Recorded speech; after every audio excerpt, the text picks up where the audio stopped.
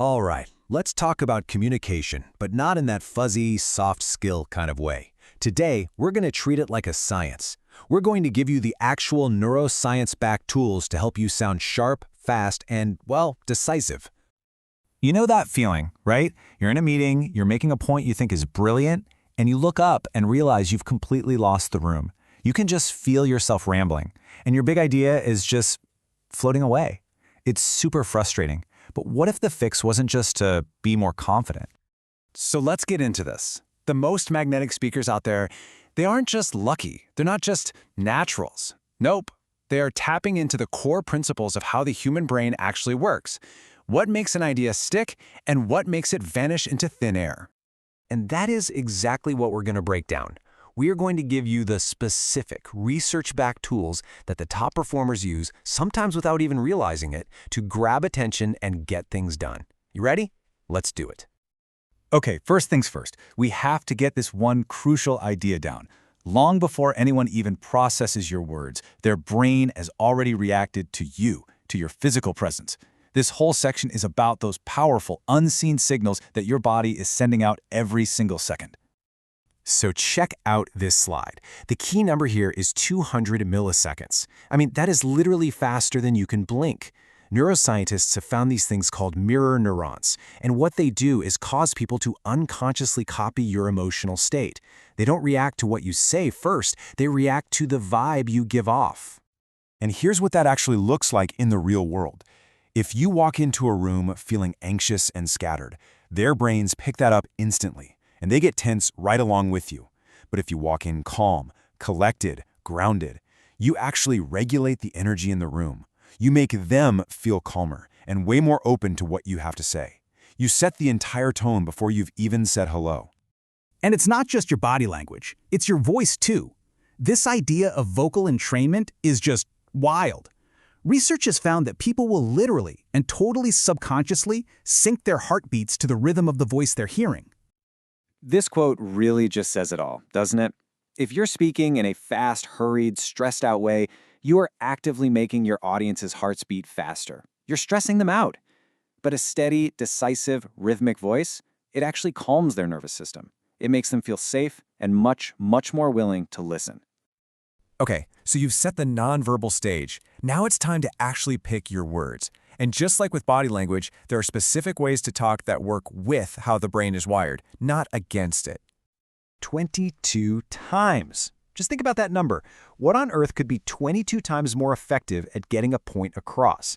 It's not more data. It's not a better argument. It's not a slicker slide deck. It's stories. Research from Stanford found that stories can be up to 22 times more memorable than just facts. Why? Because they create something called neurocoupling. It basically means the listener's brain lights up in the same places as yours. They're not just hearing your point, they're feeling it, experiencing it, living it. Now this one might feel a little backwards. I think a lot of us believe that using big, complex words makes us sound smart. Well, the neuroscience says the exact opposite is true. When you use simple, clear language, people actually perceive you as more intelligent. Their brain thinks complicated jargon is just a way to hide that you don't really know what you're talking about. Here's a super simple but incredibly powerful swap. Instead of saying, I think we should do this, try saying, I've observed that when we do X, Y happens. See the difference? One is just an opinion. The other sounds like it's backed by experience and data. And get this, it can boost your perceived credibility by a staggering 40%. This is all about something called the processing fluency effect.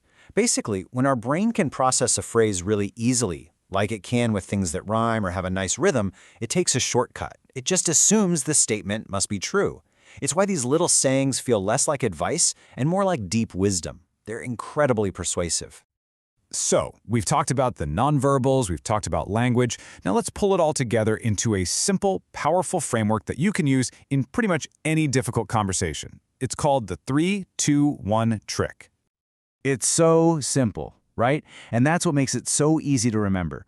When you're put on the spot, or you need to command the room, you just follow these 3 steps. Pause. Make 2 points. Ask 1 question. Now let's break down the science of why this little trick is so effective. Okay, that 3-second pause, it's not just for dramatic effect. It actually triggers a part of your brain that's like a reset button. It clears your head so you can think, but it also does something else. It makes everyone else in the room stop and lean in. It forces them to focus on whatever you're about to say next. So why only 2 points? Because our working memory is surprisingly limited. You can think of it like having 2 main channels for information. If you try to jam 3, 4, 5 points in there, you're just creating cognitive overload. By sticking to 2, you make your message incredibly easy for the other person to process, absorb, and actually remember later. And finally, the question.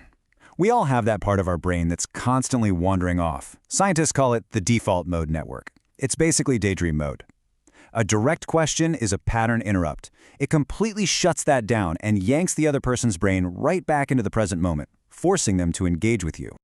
So wow, we have covered a lot of ground. Let's pull all of these ideas together into a final, super practical toolkit you can start using in, well, your very next conversation. This slide right here is your cheat sheet. Let's run through it. First, instead of going on and on, speak in short 5 to 10 second sprints. Research from MIT shows our attention basically falls off a cliff after 12 seconds. Second, stop trying to win every single point. A Harvard study found that just making sure talk time is equal builds trust faster than actually agreeing on everything. And finally, stop ending with "so, what do you think?" Instead, offer a clear recommendation. It's called a cognitive close, and it's 60% more likely to actually get done. And this is just so important to remember. None of this is about manipulating people or playing mind games. Not at all. It's about understanding how we're all wired. These are tools to connect better, to build real trust, and to make sure your best ideas are actually heard by the people who need to hear them. So, as we wrap this up, I want to leave you with this one question. Think about that meeting you've got tomorrow, or the feedback you need to give your colleague, or even just that conversation waiting for you at home. Using what you've learned today, which one of those conversations are you going to change first?